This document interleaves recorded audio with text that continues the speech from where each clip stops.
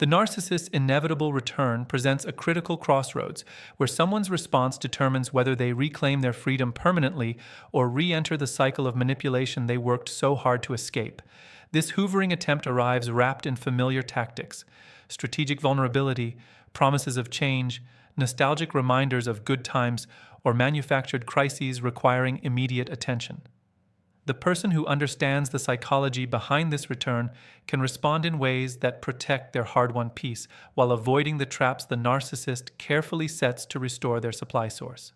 The key lies not in finding perfect words to make the narcissist understand, but in recognizing that any engagement feeds their objectives, and that true power resides in responses that deny them the emotional reactions they desperately seek, the power of complete silence and no response. The most effective response to a narcissist's return is no response whatsoever. Complete silence that treats their communication as though it never arrived. This approach denies the narcissist every possible outcome they seek, whether acceptance, argument, explanation, or emotional reaction. Their messages, whether appearing loving or hostile, sit unacknowledged in digital void, receiving the same treatment they'd give spam from unknown senders. This silence communicates volumes without providing the engagement the narcissist craves. It announces that their former victim has moved so far beyond their influence that even responding to reject them feels like wasted energy. The narcissist experiences this silence as more devastating than angry rejection because it confirms their complete irrelevance in someone's life.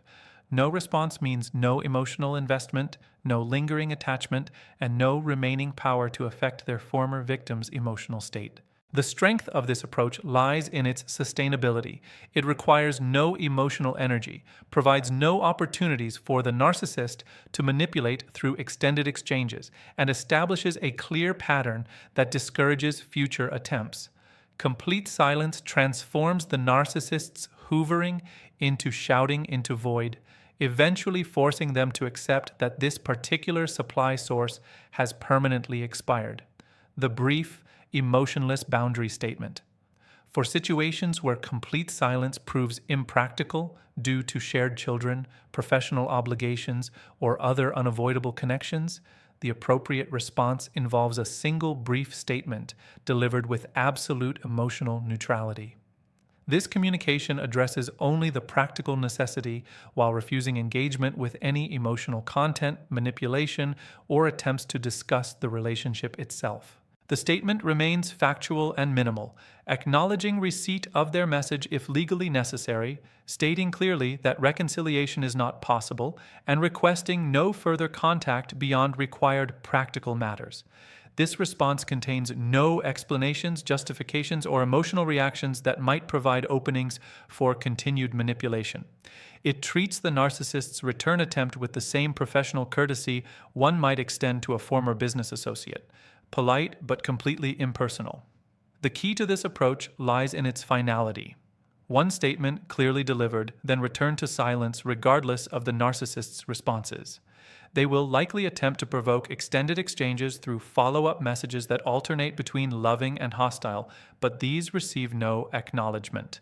The single boundary statement stands as the complete communication, with silence resuming immediately afterward. The recognition of manipulation tactics in their approach. Understanding the specific tactics the narcissist employs in their return attempt provides psychological armor against their effectiveness. They typically begin with love bombing, reminding their former victim of their best moments together, expressing profound remorse for past behavior, and painting vivid pictures of the transformed person they've become. Recognition of these tactics as calculated strategy rather than genuine emotion prevents the dangerous hope that maybe this time is different. The narcissist's return follows predictable patterns. They claim to have undergone significant personal growth during their absence. They've been in therapy and gained insights about their previous behavior. They finally understand what they lost, and they're prepared to demonstrate their change through actions rather than just words. These promises sound compelling because they address exactly what their victim desperately wanted to hear during the relationship: acknowledgement of harm and commitment to change. Recognition requires remembering that narcissists make these same promises with every hoovering attempt to every victim throughout their entire lives. The words change to match what they believe will be most effective, but the fundamental pattern remains identical. Promises without genuine transformation, remorse without actual accountability, and declarations of change that evaporate once they've secured renewed access to supply. The internal reminder of why departure was necessary. The person facing a narcissist's return must reconnect with the clarity that originally motivated their departure.